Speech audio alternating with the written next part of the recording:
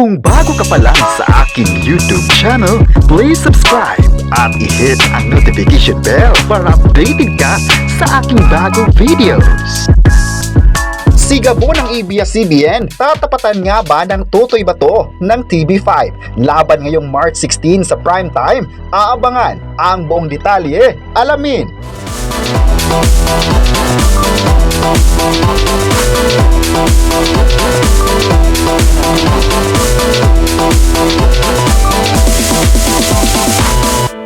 Hindi na talaga papipigil ang Sigabo na mapapanood na sa primetime ngayong March 16 sa Kapamilya Channel at ibang platforms. Masasaksihan na naman ng lahat ang bagong handog ni Coco Martin sa mga viewers na nakatutok talaga sa mga ganap niya sa showbiz.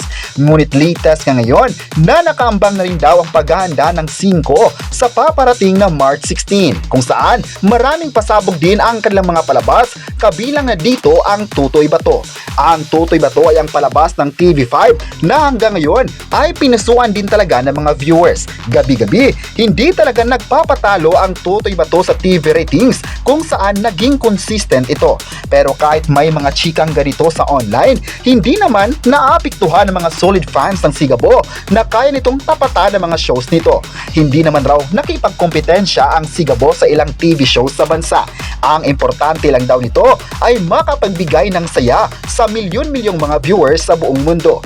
Excited pa nga ang mga netizens kung may mga bagong ilalabas na mga palabas ang ibang network dahil pareho lang naman ang gusto ng bawat istasyon. Yun ay para ma-inspire ang mga manunood. Sa online naman ay bumha ang komento ng mga netizen sa posibleng pagtatapat ng Sigabo sa Tutoy Bato. Ayon pa ng isang netizen, walang makakatalo kay Coco Martin sa mga palabas dahil kung titingnan ang mga nagawa na niya sa ABS-CBN, makikita raw na pasado sa mga audience ito.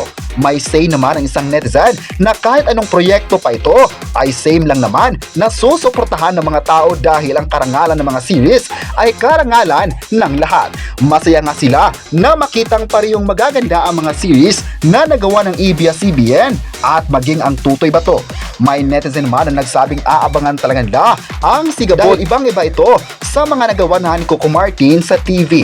Dito rin daw ay makita ng lahat kung paano magkwento si Coco Martin sa mga light drama series. Pasado kaya ito sa mga tao at kung ilang taon na naman ang takbo ng kwento.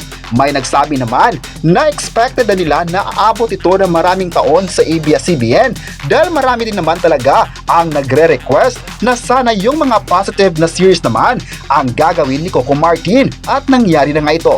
May say naman ang ilang fans na sana parehong aabangan ng lahat ang Sigabo at Tutoy Bato dahil puro magaganda ang kwento. Kayo, ano ang masabi nyo na itinapat na naman ng mga netizens ang Sigabo sa Tutoy Bato?